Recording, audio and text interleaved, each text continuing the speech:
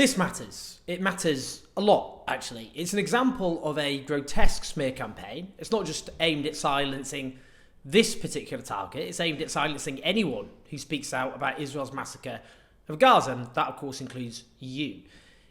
The aim is that anyone who looks at the unspeakable horrors being committed against Palestinians will end up thinking, I want to speak out, but I'm too scared, I'll pay a price, so I'll keep my head down or say nothing. Now, the target of this specific smear campaign in this particular case we're talking about is Gary Lineker, perhaps Britain's most beloved sports personality. Now, as I've said before, Lineker is not some firebrand lefty, despite the way some of his critics portray it. He's basically a kind of decent-hearted liberal. He doesn't like human suffering, as far as I can tell. I know, what a crazy extremist, right? Now, he's not actually said a huge amount about the mass slaughter of Gaza, but that's a lot more than many who've got a public platform, and therefore he deserves credit. I mean, he's spoken out before against Russia's invasion of Ukraine, and there was no controversy there at all. But saying anything about the war crimes which are being committed in Gaza, that's another matter altogether. Now, in the latest phase of this smear campaign, the Daily Telegraph, the right-wing newspaper, in-house journal of the Conservatives essentially, published an article entitled Jewish BBC Staff File Complaints About Lineker's Social Media Messages. The subheading is Workers also said to have raised anti-Semitism concerns that have met with indifference or a shrug by management. Hold on a minute. You can see what they've done there, can't you? You see, there's nothing, zero, that Lineker has said or done that has anything to do with anti-Semitism. What the subheading clearly does is put Lineker and anti-Semitism in the same written space, with the weasel word also for plausible deniability that it's talking about two separate things. If so, why put them in the same article? Indeed, the article begins by saying Jewish BBC staff have lodged formal complaints about anti-Semitism and Gary Lineker's social media use, sources have said. There it is again, dripping with innuendo by placing Gary Lineker and anti-Semitism in the same sentence. Now, what is the core of the alleged complaints here? It's that he shared a video clip of me interviewing Raz Segal, an Israeli-American associate professor of genocide and Holocaust studies, in which he argues that Israel's onslaught amounts to genocide because of intent and conduct. It's a scholarly argument which he goes into great depth to explain, which is presumably why Gary Lineker, having looked at a hugely scholarly explanation by an expert in genocide and Holocaust studies, quote-tweeted it with 13 minutes of anyone's time. Now, at the time, this caused a massive fury. It was a few weeks ago, and Lineker has since said in an interview that he's received threats since.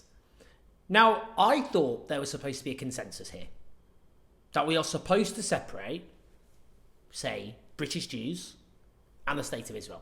Now, for example, those who try to hold Jewish people responsible for the crimes being committed by Israel are being anti-Semitic, unquestionably so. There was a few years ago, you may remember, a big hoo-ha about the definition of anti-Semitism, which was adopted by the International Holocaust Remembrance Alliance, or IRA. Now, the definition itself was fine.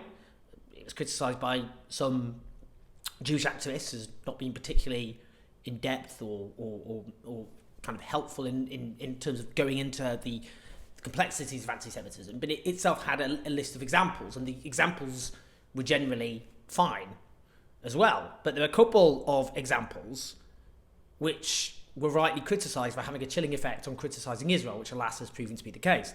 I mean, most of the other examples are actually very, very important.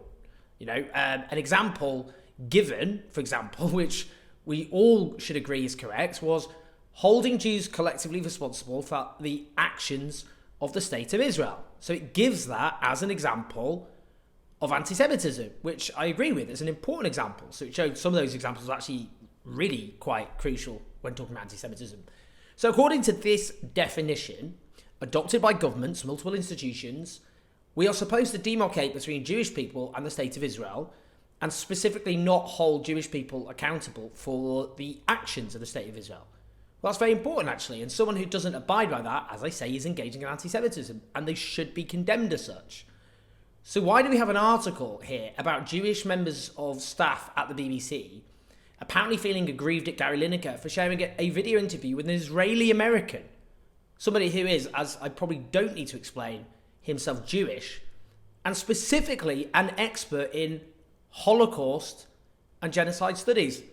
How is that anything other than blurring the line between Jewish people and the conduct of Israel? Do these people realise, those pushing this whole narrative, do they realise how dangerous and irresponsible this is? The Israeli state is committing a whole series of terrible crimes and atrocities, and we have media organisations here in Britain breaking down the line that exists between the Israeli state and Jewish people in general. And there's a broader point here as well. Anti-Semitism is real. It is a grave, grave evil. It must be taken seriously. It's embedded in 2,000 years of European culture. Centuries of atrocities committed against Jews, pogroms, expulsions, mass slaughters, culminating within living memory with the Holocaust, in which 2/3 of European Jews were exterminated by the Nazis in a very short space of time. In the here and now, real anti-Semitism is on the rise. It needs to be fought. And while the vast majority of those speaking out against the horror inflicted against the people of Palestine are doing so from a sense of humanity, there are of course inevitably those anti-Semitic opportunists who will try to latch on to a movement against this historic crime, not because they're driven by a desire to stand by the Palestinian people, which is what drives most, the vast majority, but because of their hatred of Jews. Those people must be fought.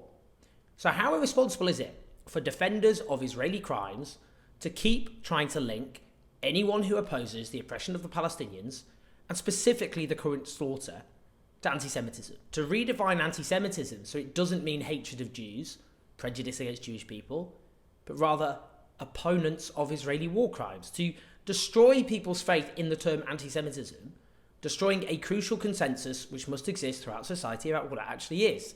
Now, we've had repeated examples of Jewish people who oppose Israel's oppression of the Palestinians and its current onslaught against Gaza, themselves denounced for anti-Semitism. Take David Penzlar, a Jewish Harvard history professor who's written huge amounts of scholarly work on Zionism, but he committed the cardinal sin of signing a letter, before which I should note the October 7th attacks, calling for Israel to make meaningful moves towards democracy by bringing an end to the occupation of Palestinian land.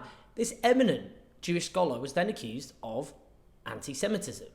In the US, the Anti-Defamation League has classified dozens of protests led by Jewish activists, such as If Not Now, as anti-Israel, adding them to a database which documents the rise of anti-Semitism in the United States, with a clear blurring by the head of the ADL of, again, anti-Semitism and criticism of Israel. Its CEO in 2022 placed opposition to Israel on a par with white supremacy as a source of anti-Semitism, declaring that anti-Zionism is anti-Semitism. That caused, it should be said, a ruckus within the ADL itself.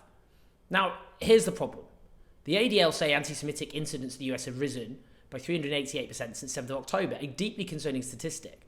The problem is the definition of anti-Semitism used by ADL leads those figures to be open to question. Now, I would say there clearly has been a rise, obvious rise in anti-Semitism. You always get racists opportunistically exploiting moments such as this. So that's why we need to protect the integrity of the statistics so we know what the problem actually is.